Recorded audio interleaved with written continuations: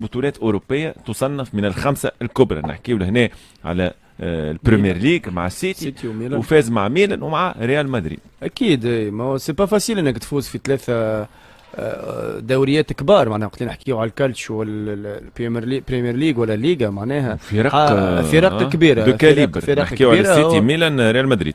مازال في 24 سنه، معناتها مازلت باش يهز القاب مع ريال مدريد، لانه يلعب في فريق كبير يلعب على الواجهات الكل. فريق اللي ما يفلت حتى شيء.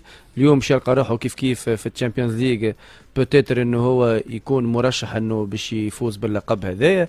دونك ابراهيم دياز كلاعب عربي، هو صحيح لاعب عربي توا معناتها ديرنييرمون جنس في المغرب، ولينا باش نقولوا حسبوا عربي برشا انت ظهري فيك لانه جديد مازال. لانه لا، وقت اللي كان في السيتي وكان في الميلان وكل شيء ما كناش نحكيو على اللاعب المغربي كيما نحكيو توا، معناها بعد ما تم تجنيسه ولعب المباراه